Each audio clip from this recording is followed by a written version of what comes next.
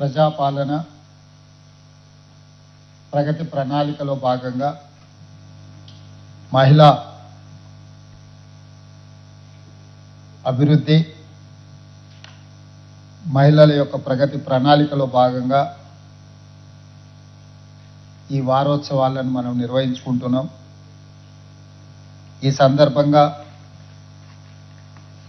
శ్రీమతి ఇందిరాగాంధీ స్త్రీ శక్తి భవనాలను 8,000, అంగన్వాడీ భవనాలను, అదేవిధంగా సోలార్ విద్యుత్ ప్లాంట్లను, ఆర్టీసీ బస్సులను, వివిధ అభివృద్ధి కార్యక్రమాలను ఈ వారంలో చేపట్టడానికి కార్యక్రమాన్ని ఏర్పాటు చేసి, ఈ కార్యక్రమంలో నాతో పాటు ఉప ముఖ్యమంత్రి వర్యులు మిత్రులు బట్టి విక్రమార్క గారిని, రెవెన్యూ శాఖ మంత్రివర్యులు పొంగులేటి శ్రీనివాస్ రెడ్డి గారిని, ఐటీ అండ్ ఇండస్ట్రీస్ మినిస్టర్ మిత్రులు శ్రీధర్ బాబు గారిని, ఇతర శాసన సభ్యులను, రాజ్యసభ సభ్యులను,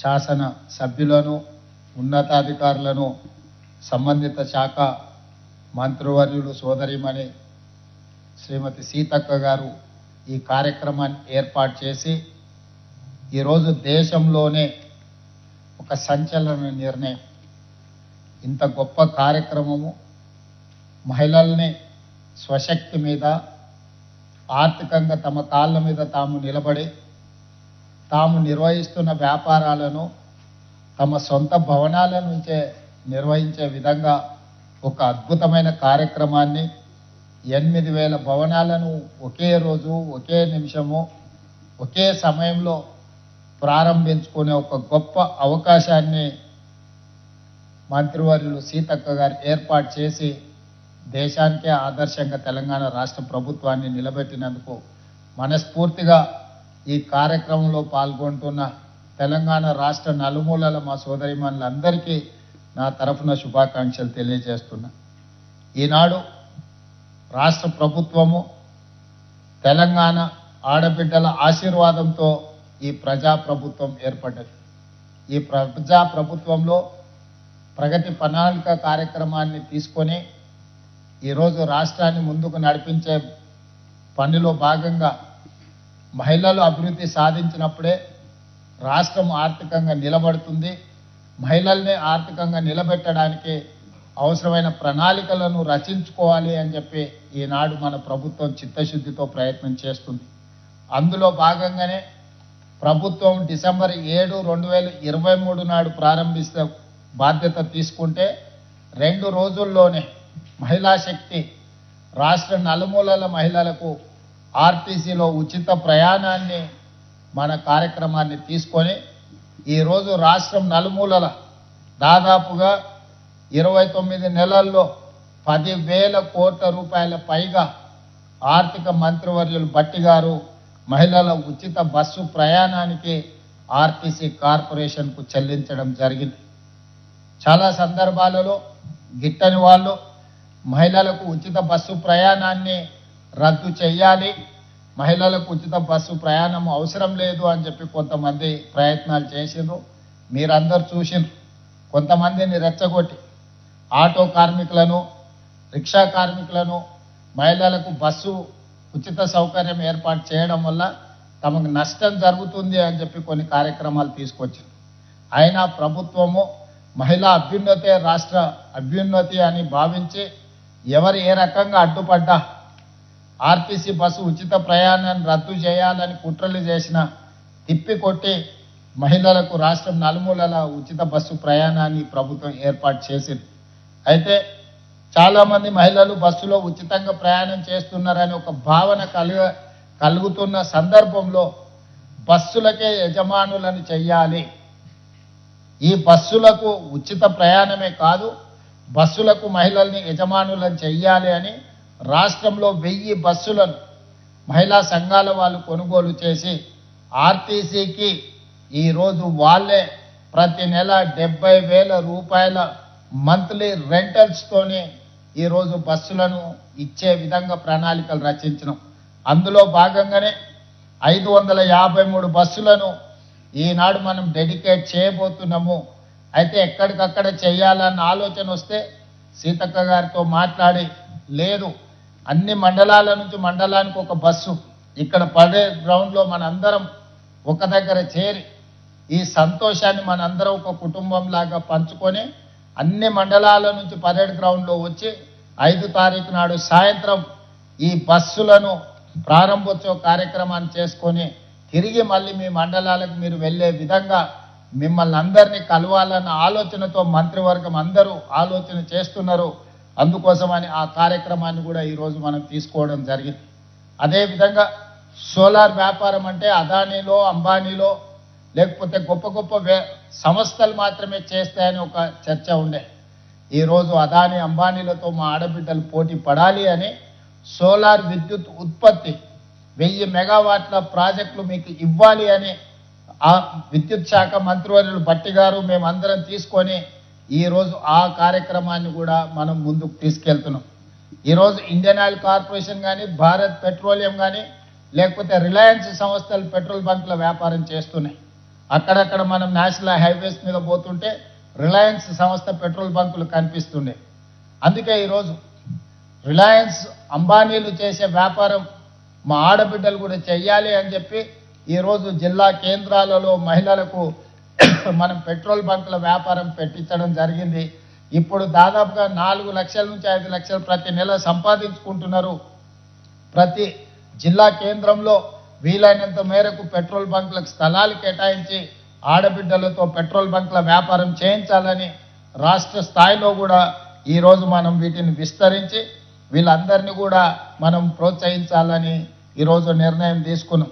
అదేవిధంగా ఈరోజు కొంతమంది ఆడబిడ్డలను వాళ్ళకి బ్యాంక్ లోన్ లింకేజ్ ఇవ్వడమే కాకుండా బిజినెస్లలో రాణించే విధంగా ఈ నెల 29 నాడు ఇంక్యుబేటర్ ప్రోగ్రామ్ని కూడా తీసుకొని బ్యాంక్ లోన్స్ వాళ్ళకి కావాల్సిన బిజినెస్లను వాళ్ళని కోటీశ్వరులను చేయడానికి అవసరమైన అన్ని రకాల కార్యక్రమాలను వి హబ్ నుంచి ఈరోజు మీ ముందు పెట్టి ఈ కార్యక్రమాన్ని మనం ముందుకు తీసుకువెళ్తున్నాం.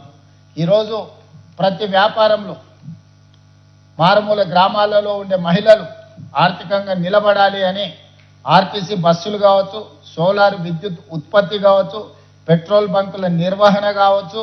అదేవిధంగా నేను నిన్నమన్న మా అధికారులతో నేను మాట్లాడిన ఇప్పుడు 5 లక్షలు ఉన్న మీ బ్యాంక్ లింకేజ్ను ఈ రోజు నుంచి 10 లక్షలకు పెంచుకోవడం జరుగుతుంది. ఇప్పటి వరకు రాష్ట్ర ప్రభుత్వం మీకు 60,000 కోట్ల రూపాయలు 60,472 కోట్ల రూపాయలను ఇప్పటికి మీకు బ్యాంకు లింకేజీలు ఇవ్వడం జరిగింది. అదేవిధంగా బట్టి విక్రమార్క గారు ఇప్పటి వరకు మీకు 0 వడ్డీ కోసం 1,397 కోట్ల రూపాయలను ఇప్పటికి బ్యాంకులకు చెల్లించడం జరిగింది. నిర్మల్ జిల్లా నాకు తెలిసి 100% జీరో. ఈరోజు నిర్మల్ మొట్టమొదటి జిల్లా మొదటి స్థానంలో ఉంది. నిర్మల్ జిల్లా మహిళా సంఘాలను నేను మనస్ఫూర్తిగా అభినందిస్తున్నా. మీరు నిజంగా పెద్ద పెద్ద కంపెనీల వాళ్ళు బ్యాంకులలో అప్పులు తెచ్చి బ్యాంకులను ముంచి ఈ దేశాన్ని వదిలి పారిపోతున్నారు. విదేశాలలో ఈ దేశంలో ఉండే బ్యాంకులను ముంచి పారిపోతుంటే మా మహిళలు నిక్కచ్చిగా తీసుకున్న ప్రతి రూపాయి బ్యాంకులకు చెల్లించి ఈరోజు వాళ్ళ విజయగాథలను అందరూ చర్చించుకునే విధంగా ఈరోజు ముందుకు వెళ్తున్నారు. అదేవిధంగా ఈరోజు మీరు అందరు చూస్తున్నారు గ్రామాలలో ఐకేపీ కేంద్రాలు 8,500 కేంద్రాలలో వరి కొనుగోలు చేస్తే ఈరోజు రవాణా సమస్యలు, రైస్ మిల్లుల సమస్యలు, దళారుల సమస్యలు వస్తున్నాయి. అందుకే నేను మన అధికారులతో మాట్లాడిన ఈ సందర్భంగా ఈ సమావేశంలో ఉన్న ప్రతి ఆడబిడ్డకు నా సూచన, భవిష్యత్తులో బ్యాంకుల నుంచి మీకు రుణాల ఒప్పందం ఇప్పించే బాధ్యత నేను తీసుకుంటా. రైస్ మిల్లులు మీరే స్వయంగా పెట్టుకోండి. అదేవిధంగా అమెజాన్ లాంటి వాళ్ళు లాజిస్టిక్ సెంటర్లు అంటే పెద్ద పెద్ద గోడౌన్స్ కడుతున్నారు. మరి అమెజాన్ కట్టుకోగలిగినప్పుడు ఆడబిడ్డలు ఎందుకు కట్టుకోకూడదు? మీకు మండలాలలో మీకు అవసరమైన స్థలాలను ఇచ్చే పూచి నాది. మీరు లాజిస్టిక్ పార్కులు పెద్ద పెద్ద గోడౌన్లు కట్టుకోండి, రైస్ మిల్లులు పెట్టుకోండి. ఈ వరి మొత్తం మీ దగ్గరనే తీసుకొచ్చే విధంగా రైతులు అక్కడికే తీసుకొచ్చి అక్కడనే ఇచ్చి చిన్న చిన్నవి కాకుండా 20 ఎకరాలు, 30 ఎకరాలు, 50 అవసరమైతే 100 ఎకరాల వరకైనా మంచి లాజిస్టిక్స్ పార్క్స్ మీరు సిద్ధం చేసుకోండి. రెవెన్యూ మంత్రి గారు కూడా ఈ సమావేశంలోనే ఉన్నారు.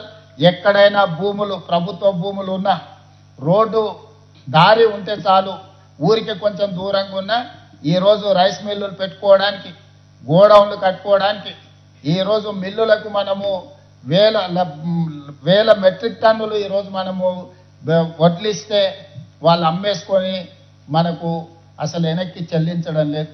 ఈరోజు వేల కోట్ల రూపాయలు ఈరోజు దళారులు, మిల్లర్లు కొంతమంది ప్రభుత్వాలను మోసం చేస్తున్నారు. అదే మన ఆడబిడ్డలకు ఇస్తే ప్రతి గింజకు జవాబుదారీతనంగా మన ఆడబిడ్డలు ఉంటారు. కాబట్టి భవిష్యత్తులో ఏ మిల్లులో కూడా మన బియ్యం, మన వడ్లు తీసుకెళ్లి వాళ్ళ గోడౌన్ల స్టాక్ పెట్టేదే లేదు. ప్రతి మండలంలో లాజిస్టిక్ పార్క్స్, పెద్ద పెద్ద గోడౌన్లు కట్టి మహిళల దగ్గరనే భద్రపరుస్తాం.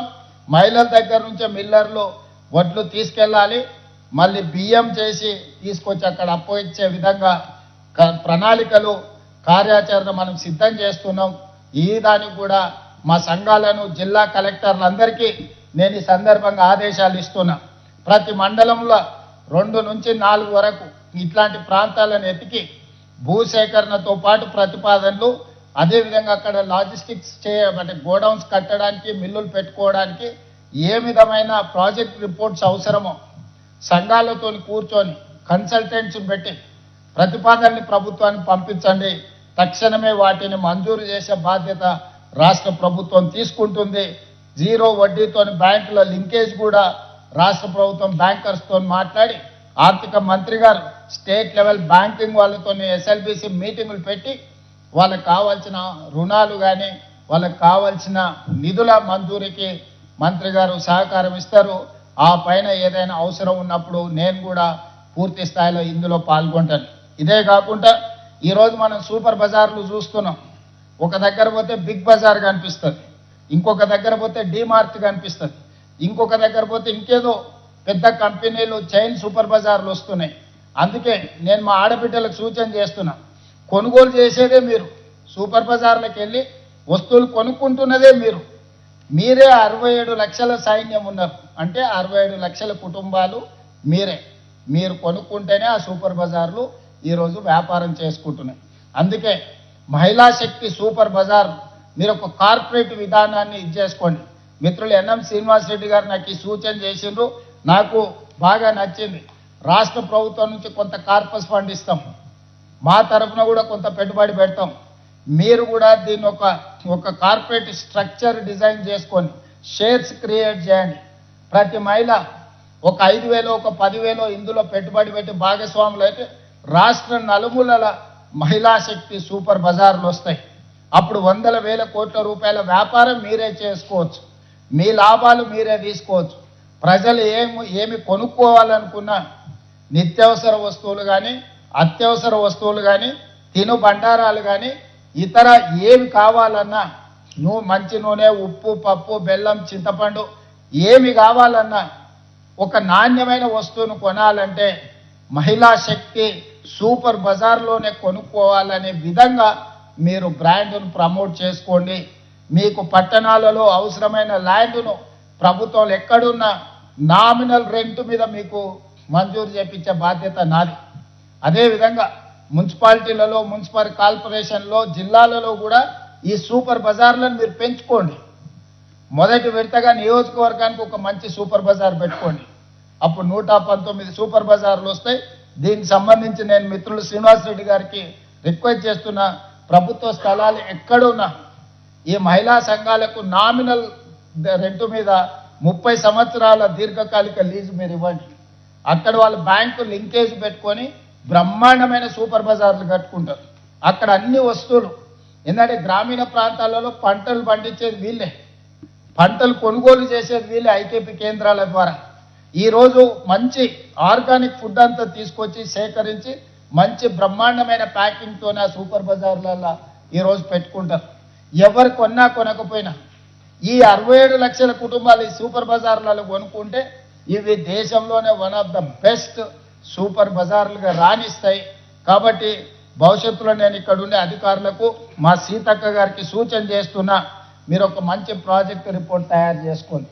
రాష్ట్ర నలుమూలల ఈరోజు డీమార్ట్ లేకపోతే హెరిటేజ్ లేకపోతే బిగ్ బజార్ల కంటే బెస్ట్ సూపర్ బజార్లు మా ఆడబిడ్డలు పెట్టుకునేవి వస్తాయి.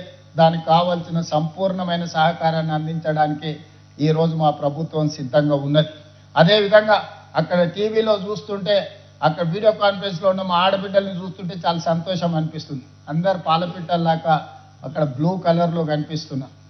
ఆనాడు మీ అందరికీ ఈ రాష్ట్ర ప్రభుత్వం పెట్టే చీర ఆడబిడ్డకు పెట్టే సారే అని చెప్పి ఈరోజు మనం పెట్టినాం. అందరు సంతోషంగా పండగకు కట్టుకున్నట్టుగా ఈరోజు అక్కడ చీరలు కట్టుకొని ఉన్నారు. ఒకప్పుడు ఇచ్చిన చీరలు మీకు తెలుసు, నేను పెద్ద చర్చ చేయదలుచుకోలే.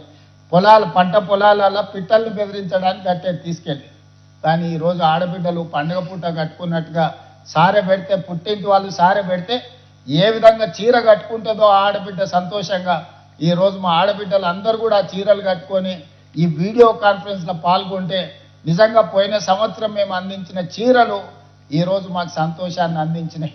అదేవిధంగా పట్టణాలలో కూడా కొంతమందికి గతంలో ఉత్పత్తి పూర్తి స్థాయిలో రాక వాయిదా పడ్డది. ఇప్పుడు వాటిని కూడా సీతక్క గారు పంపకాలు మొదలు పెడతామన్నారు. తొందరలోనే మున్సిపాలిటీలలో పట్టణాలలో కూడా మిగతా ఆడబిడ్డలకు 1,00,00,000 మందికి 1,00,00,000 చీరలు మనం పంచినాం. అదేవిధంగా ఇప్పుడు నూతనంగా ఆనాడు పాలపిట్ట రంగు ఇస్తే ఈరోజు చిలకపచ్చ రంగు ఈరోజు మనము నూతనంగా వెనకాల కనిపిస్తున్నాయి కదా. ఈరోజు ఈ చీరలు, ఈ డిజైన్లు ఆమోదం కాబోతున్నాయి. ఈరోజు కొత్త చీరల్ని కూడా మా ఆడబిడ్డలందరికీ కూడా పెట్టడం ద్వారా పండగ మీ సోదరుడు చాలామంది తల్లి అన్నదమ్ముళ్ళు సొంత చెల్లెళ్ళనే ఇంట్లోకి వెళ్ళగొడుతారు. ఈ మధ్యనే రాజకీయాలలో మీరు చూసారు, సొంత చెల్లెని ఇంట్లో నుంచి అన్న వెళ్ళగొడితే ఏ రకంగా ఆ చెల్లి అన్న మీద శాపనార్థాలు పెడుతుందో. సొంత చెల్లి కూడా భారం అయింది అనుకొని ఇంట్లో నుంచి పంపించే ఆస్తిలో వాటా అడుగుతారని పంపించే సందర్భంలో 1,00,00,000 మంది ఆడబిడ్డల్ని ఈ మంత్రివర్గం సొంత సోదరి మనులాగా భావించి ఈరోజు మీకు చీర పెట్టే కార్యక్రమాన్ని, మిమ్మల్ని ఆర్థికంగా నిలబెట్టే ఒక ప్రణాళికను, మిమ్మల్ని కోటీశ్వరులను చేయాలనే లక్ష్యంతోనే ఈ ప్రభుత్వం పనిచేస్తుంది. ఈ ఆడబిడ్డల ఆశీర్వాదం ఉన్నంత కాలం ఈ ప్రభుత్వం అద్భుతంగా పనిచేస్తుంది. ఈ ప్రభుత్వం తిరిగి అధికారంలోకి తీసుకొచ్చే శక్తి ఈ మహిళా శక్తి చేతుల్లోనే ఉంది. అందుకే 1,00,00,000 మంది బిడ్డలని 2034 లోపల కోటీశ్వరులను చేసే బాధ్యత మా మంత్రివర్గం తీసుకుంటుంది. ఆ దిశగా పనిచేస్తున్న కష్టపడుతున్న మా అధికారులను అభినందిస్తూ ఈ కార్యక్రమంలో పాల్గొన్న మా ఆడపడుచులందరికీ మళ్ళొకసారి శుభాకాంక్షలు తెలియజేస్తూ ఇంత మంచి కార్యక్రమాన్ని ఏర్పాటు చేసిన సంబంధిత శాఖ మంత్రివర్యులు సీతక్క గారిని కూడా అభినందిస్తూ మీ అందరి దగ్గర సెలవు తీసుకుంటున్నా. ధన్యవాదాలు ఆడబిడ్డలారా.